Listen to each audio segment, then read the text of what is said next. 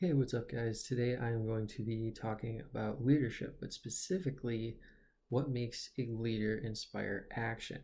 And I figured the best person that I could think of for a great example would be Dr. Martin Luther King Jr. Yes, this guy.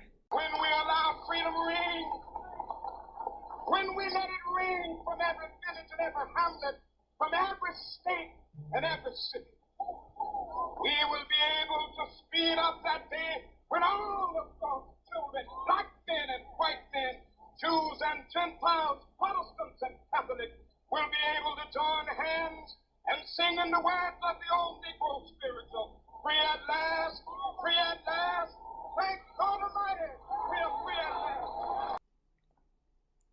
Martin Luther King's I Have a Dream speech was spoken on August 28th of 1963 to a crowd of over 250,000 people. Now let's put this into perspective. We have all these summits, events, protests, rallies that we can get this many people there pretty consistently if it's a just cause that a lot of people stand up for. But this is 1963. Today we have the internet, we have hashtags, we have retweets, YouTube videos, and social media that can go build momentum for an event in a matter of days. This was 250,000 people in a time before internet. So their only communication was word of mouth, flyers, calling their friends, getting a hold of each other.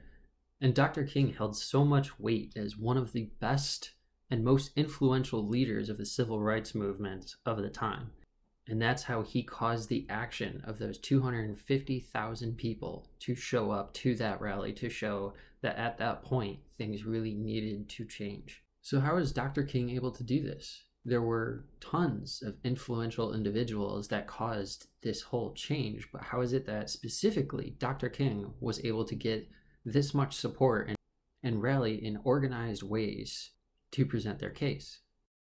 A video we had earlier in this class was Simon Sinek that presented a TED Talk that break down just exactly how great leaders inspire that sort of action. He explains that the main catalyst when inspiring action is to ignite our why.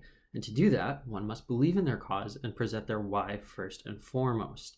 Simon reinforces this concept by stating, quoting from Dr. King, notice it is the I have a dream speech, not the I have a plan speech. It's a very critical difference, and this is crucial to King's 13-year rise and his incredible influence during the civil rights movement. A quote from Benedict Schulk from the King Center really puts into perspective just how influential King really was. It states African Americans achieved more pure, genuine progress towards racial equality in America than the previous 350 years had. So what is it that made King so different? Why is it that many others, while they had caused movements for a short period of time, never lasted? Why is it that King is the one that we all think of when we talk about resounding change in the equality of the civil rights movement? Well, in my research, I found a few keys that I really think Martin Luther focused on. First off, you had to show a just cause. One of his main teachings is that he did not believe in violence. He always taught pacifism in terms of today, kill them with kindness. Another is that you have to have devoted flexibility. You have to understand that things are going to be ever changing and you have to be able to change with those times or they're going to overrun you. Another key is that you have to be resilient to resistance. Not only do you have to still achieve through that resistance, but you really need to excel. You need to show that you know that there is resistance coming towards you and that you have the most just cause, so you will excel regardless of how much resistance comes towards you. The next key was courage. Martin Luther King had been actually jailed through one of his protests down in Birmingham, something I will actually be talking about later. And King understood there was always the possibility for this. This wasn't going to be something that was going to be easy. He was going to undercome consequences that weren't fair or just, and that was the exact examples that he would use in his pacifistic protests, just saying that he was jailed for no just cause. And he actually made very strong moves with these actions. Instead of being violent and just fighting back against these situations, he used it to help move forward his cause. The last key is something that I couldn't quite comprehend until I actually saw another video of Simon Sinek's, and he talks about the difference between a finite and an infinite change. And I think this is something that Martin Luther had always kept in mind, and I will definitely go more into depth with that in a minute. How did King show he had the just cause in this situation? Well, he had always had a superior talent with words and public speaking, as well as an astounding sense of empathy. He could always adjust to his crowds and be able to move them in ways that most other speakers could not get to at this point. Also, when refuting others, he never did so with intention to insult or shame. He did it with class and courtesy at the forefront of his words. Within doing this, you always had a sense that he was in the right just because he was never insulting. He wasn't trying to degrade the other. He was trying to teach them what he knew to be right. And you would always feel that in his talks. The best example of this is what I had briefly mentioned about Birmingham. King responded to clergymen from Alabama who had criticized him publicly, saying that the civil rights campaign would cause violence and urged blacks to no longer support King. He was informed of the slight while he was actually in jail in Birmingham, Alabama from a protest, and thus his response in letter form was named Letter from Birmingham Jail in 1963. This response was one of the most well-written letters of the past few centuries in its intent and rebuttal. The statement that perfectly sums up the letter in its finishing line to the clergyman is, "Yours for the cause of peace and brotherhood, Martin Luther King Jr." Now, the point of this is, it actually refuted the clergyman's criticism of inciting violence and showed that they were all a part of a brotherhood, all a part of the church.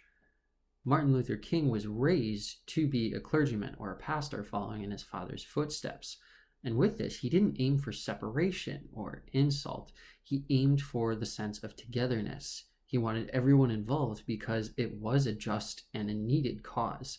His powerful voice and words were able to reach all races, nationalities, colors, and genders because he was able to relate with his emotional intelligence.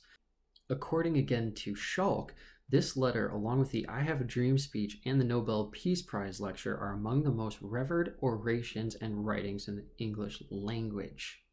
Now, King's flexibility, ability to overcome resistance, and courage I'll kind of cover all in one piece. King always led by example. He did not preach and then let others do the actions for him. In peaceful protest, he was at the front of the line with anywhere from dozens to thousands behind him, all with the purpose of freedom from prosecution. This showed his integrity, one of the most needed skills to gain others' trust and support even today.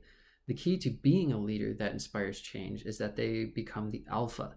They're the ones that get all the attention to stand up for those they are leading. This is everything Martin Luther King Jr. embodied. Simon Sinek explains the importance of being at the forefront of your teachings in action. Leadership comes at a cost. You don't get to do less work when you get more senior. You have to do more work. And the more work you have to do is put yourself at risk to look after the others. That is the anthropological definition of what a leader is. And I think we can all agree with things that we have been taught through the years. This is everything Martin Luther King was about. Finally, King understood the difference between the finite and the infinite change. He knew that to make an impact, he needed an amount of support that would show the nation and the entire world that the change was necessary, not that it was just a suggestion.